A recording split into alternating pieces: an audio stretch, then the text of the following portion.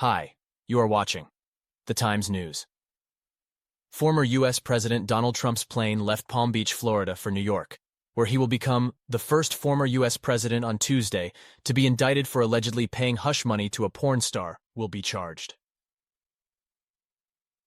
Donald Trump's private plane has taken off from Palm Beach International Airport.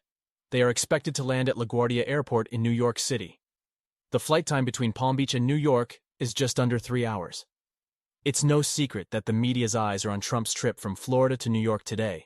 This is the first time in American history that a former president has been indicted. Trump's Boeing 757 is currently the most tracked aircraft worldwide on the website, Flight Radar 24, with 20,000 inches views. These are some of the photos, taken as Donald Trump leaves his Mar-a-Lago residence in Florida and heads to Palm Beach International Airport to fly to New York City, where he will surrender to authorities. The former U.S. president reportedly flew from Florida to New York's LaGuardia Airport in his private jet, a flight of around 3 hours. The plane, dubbed Trump Force One, is a Boeing 757 that he bought in 2011 for $100 million. It is often used as a backdrop for his election rallies and was recently renovated. New paint job, and Trump's name written inside in big gold letters. Trump waves hand to supporters at a Florida airport before taking off. The former president is on his way to New York from Florida and has also shared a few short posts on his social media platform, Truth Social. He wrote, "America First." This was a slogan of his 2016 presidential election campaign. He also repeated the claim that the indictment was a witch hunt. Donald Trump woke up this morning at his Mar-a-Lago estate in Florida to take a familiar trip to his former hometown that couldn't have felt less familiar.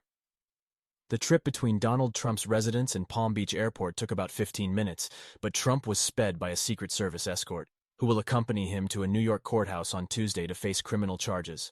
The case will be prosecuted in which is the hush money given to the porn star. The former president kept up his routine by playing a few rounds of golf over the weekend, but at Mar-a-Lago he was also consulting with advisors on how to approach the indictment. So far, his campaign has used it to rally supporters and raise funds. Trump has been completely defiant, and the courtroom will be a platform to reinforce that stance. His lawyer, Joe Tecopina, says he will plead not guilty. "We're ready for this fight." Trump is a New Yorker, and it's impossible for him not to push back when attacked, said one of his supporters, Richard Bell. But Trump has also become a Florida man.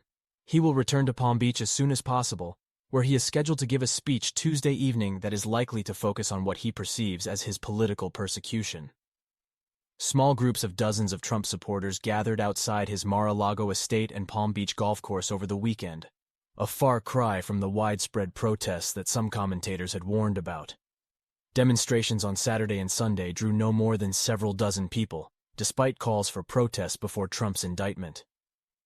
We expect Donald Trump to arrive at LaGuardia Airport any moment now.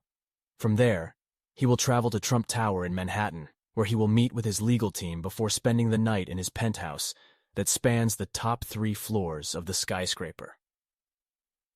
Given the fact that he is a former president and a large number of Secret Service agents will be traveling with him, we would expect to see a large motorcade. There may also be a police escort.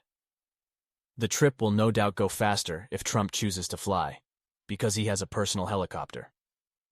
In a letter to New York Supreme Court Justice Joanne Merchant on Monday, Trump's team said the media outlets would create a circus-like atmosphere at the time of the arrest and raise unique security concerns, according to U.S. media outlets.